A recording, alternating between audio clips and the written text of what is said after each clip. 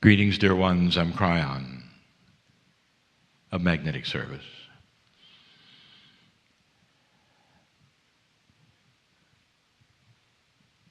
"30 years ago, I came to my partner in a very cryptic way. To him it was frightening, but he got over it. There are those who would ask the man, the engineer, what was the turning point? When you had all of the logic that said this could not be. You had all of the fear from those around you who had said, be careful, it's evil. And yet you went anyway. What was the transition? What convinced you? I'll tell you this, I knew the man well enough to know what would win him over. He wasn't ready for it.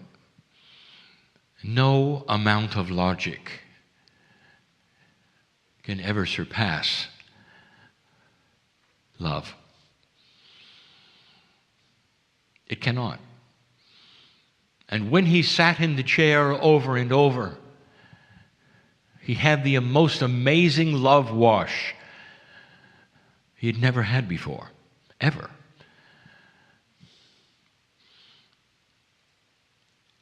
In his younger days, indeed, he went to organized religion, and he found love there. He found love there, kept him there. But he never experienced anything like Spirit could give him when he sat in the chair all alone. And that's what convinced him above logic. Love has no logic. Dear ones, you know, you can't explain it. And we've said it before. It's kind of funny to think about it. Two people, one staring into the eyes of the other, they're both taking a deep breath, and one says finally to the other, I love you. And the other one says, what do you mean by that? Would you explain it? And you don't. You can't. And you wouldn't. You all know that even human love has attributes that are so beautiful. It can cause anxiety at certain levels where you cannot sleep at night. There's too much love. Falling in love is the most beautiful things that humans can do. And you can do it with each other, and you can do it with an animal, and you can do it with God. Falling in love is almost eyeball to eyeball. It's a relationship that you have that you can't explain. You can't explain it. Some people may ask you what happened at this meeting, and you can't explain it. You might say, well, I learned something. And when they say, well, what do you learn? It's tough, isn't it? What if you learned that love is so big that it changes your own heart with you? What if love was so big that it goes beyond anything you can even explain to anybody? But you come out feeling different.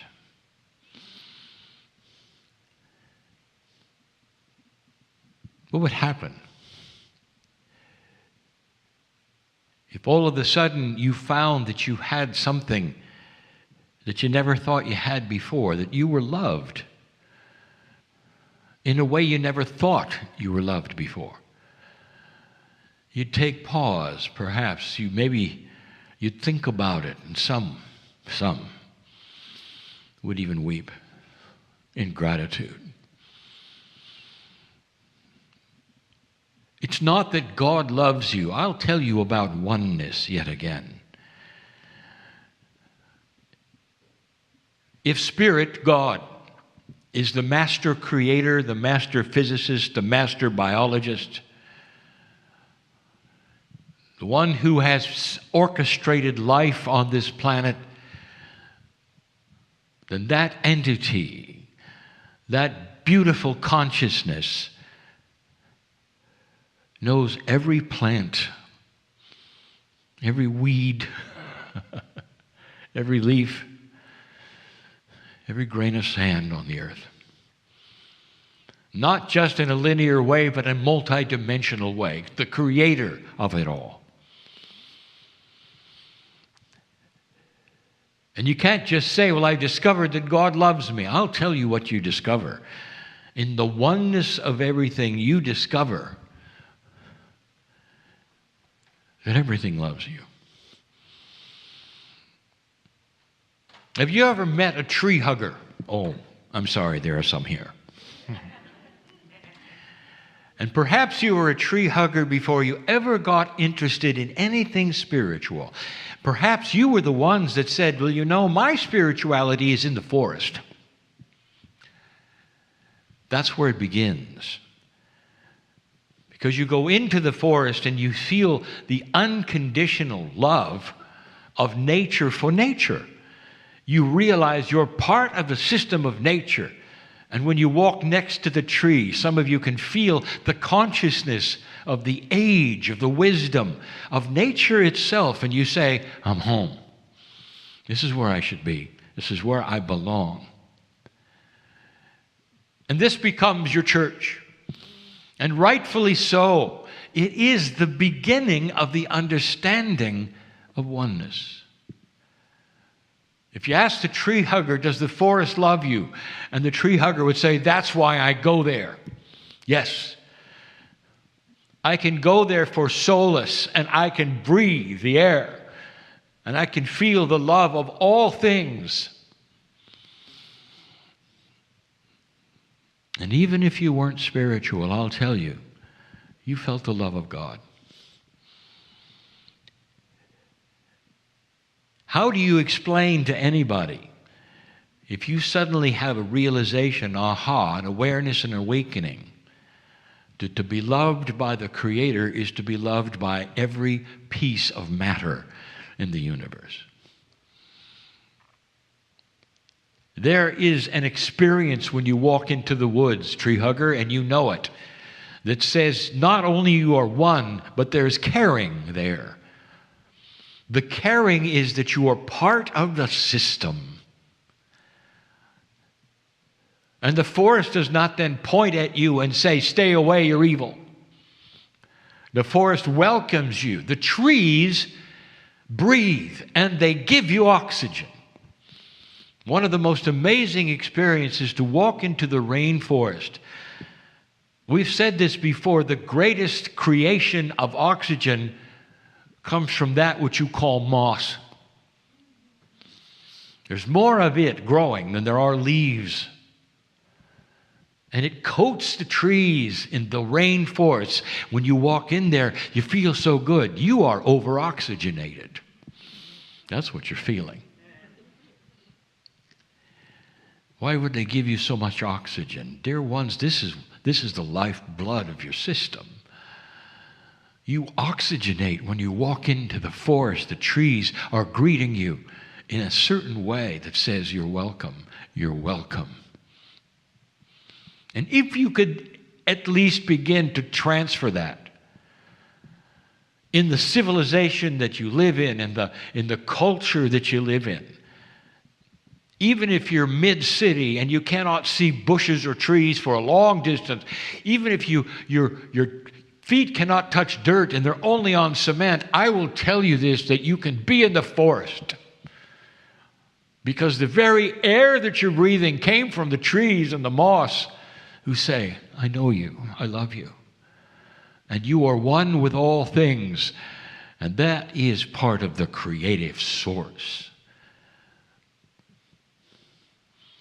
Can you understand oneness to the degree that to be loved by God is to be loved by every piece of matter, anywhere? The Creator's matter knows your name. And this is why we had said so many times to those who look at God dimly through a glass in an older energy and paint a picture of what they understand from only their own experience, God then becomes a parent. And the only examples they've ever had of parenting is their own. And all through history then, God becomes a human parent. It's as good as it gets because they cannot fathom anything more than that. And you see the result of it because God has then become a dysfunctional parent to so many. The God who loves you beyond measure is the God who will then punish you beyond measure. It doesn't make sense. But there's no judgment in this because this came from an older energy. Before the energy started to develop and enhance itself so that you could see a little clearer through that veil. And the first thing you saw through the veil was not punishment or anger, but light. There are criticisms of those who believe what they believe in this very room listening to this channel. And when they say you have no substance, you have no prophet, and you have no doctrine. So you just float around in la-la love land. God bless the floater. Because that floater has not just a tree hugger, he's a God hugger. One who understands that a prophet is not really necessary if you can emulate the Creator itself. And so you don't walk around like little gods. You create a oneness of the one God and you participate in the beauty of it. And in the participation of the beauty of it, there then comes wisdom. And the wisdom starts to grow. The man in the chair 30 years ago had no idea about today. And in that growth that he had to learn to get out of the way of himself. He had to learn the difference between channeling information and ego. He had to make up his mind how he had to survive in the channeling experience. And it's different, dear ones, than if you were to survive in a channeling experience. He had love pouring into him, so strong that he couldn't talk. He couldn't think. And so he started writing it down instead because it was safer. He was afraid of what people would think. He made finally the books he had, and he made his name small enough that no one could see it, and he put it on the back. That was fear. It took him years to go beyond that. The human has to get out of the way and practice getting out of the way, and it takes practice over time. But I'll tell you what happens. The body starts to understand what you're doing. Dear ones, as you sit in front of me, are you aware that if you start the progress and the process of progress, of enlightenment, the body knows what you're doing? Every cell was made by the Creator. The patterning of the Creator is in you. Your innate knows who God is and your higher self is. All the things that you claim are higher within you are part of that creative source that you're trying to get to and understand better. And when you start the process, the body understands. And it starts to then give you an allowance for understanding. That's what happened to the man in the chair 30 years ago. That over time, he began to recognize the difference between himself and his consciousness and the pure consciousness that comes from the other side of the veil. And whereas in the beginning he was confused and had no idea, and his channeling was cryptic, didn't flow with long spaces, when he tried to channel in front of others, he sweat. So nervous, so anxious, working so hard. And then there was a time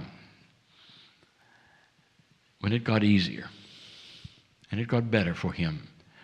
And then there was the time when he could finally relax and understand the difference. And then, a little over a decade ago, when I said to him in the shower, "Are you ready to go to the next level?" I could see his mind working and the great disappointment that he had when I asked him that, because he thought he was at the highest level.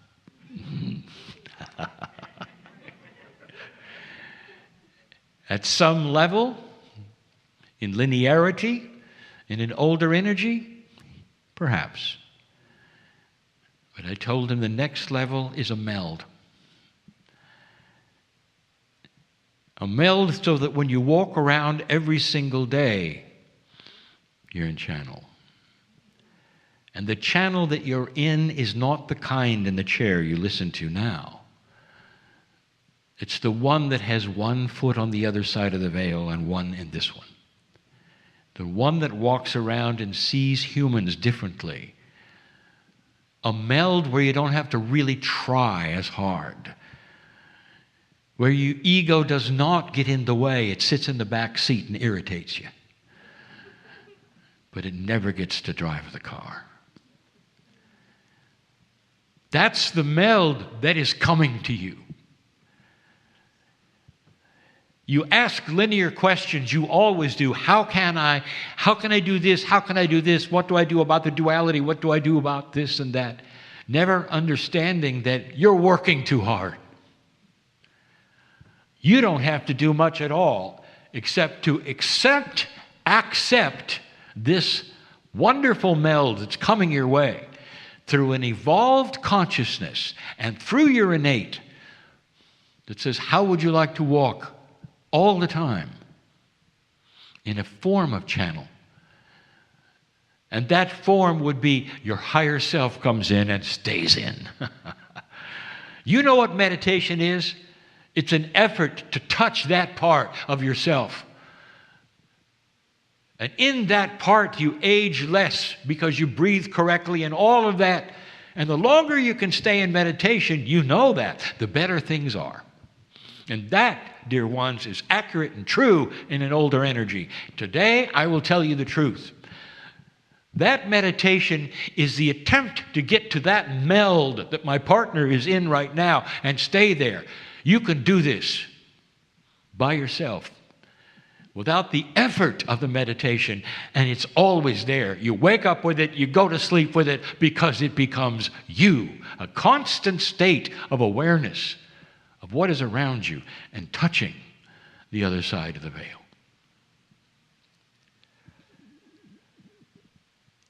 We have admonished those who call themselves New Age to stop chasing people away, to stop being strange and weird. And there's a reason why some of you do that. And that is so you be left alone. In your own way, to worship in your own way, to be your own spiritual person and not have those bother you. And now we have told you so many times, you accept this meld. You won't be weird. You'll walk around and you will look not only normal, but beyond normal. You'll have a love quotient, which is more than most have. And you'll be seen as loving and wise and safe to most people. The attributes of the masters who walked this planet is they were safe. People could approach them. They wanted to be with them. There was no competition of conversation. The masters of this earth had something in common, all of them. They listened. And when they listened, those who would talk to them knew they were getting through, and they were being loved every moment that they were being heard. This is the new human. The tree hugger doesn't have that. Not that much wrong with that, you know. That's almost all the way there. Without any spirituality, the tree hugger has it all. Now you add to that the knowledge of the spiritual soul that is involved, that you are. And now you know why the forest greets you. Did you know that Gaia was created for you? There are those who believe that humans are the worst things that ever happened to Gaia. You'll get over that, and you will learn the partnership as you stop polluting. But a truth that you should know is this, is Gaia was created for you. That's your best friend, this planet and all that it represents. And it's so close to the higher self that you want to touch. I close this message again with the knowledge that I'd like to give you and the wisdom I would like to give you. It says this: you are part of the system of beauty on this earth. You never, ever came to suffer. An old energy system will tell you that because that's all they knew. Be the ones to start something new. And that new something is self-sufficient God within, oneness with all things that brings you to wisdom and a place of balance where anxiety and worry for you personally has got to get into the back seat. Because what you emanate in a meld with spirit is beautiful and light-based. And that will be your normal. The pendulum is swinging from dark to light on this planet and illuminating so many things that are inappropriate. Let this be the same with you. And in that, you will see the inappropriate things in your own life, and you can drop them like a hot potato. You can go the other direction because you will be supported in that decision, and every cell of your body will know it. The trees will know it. The air you breathe will know it. Creation will know it. Let it be so. Leave differently than you came. And so it is.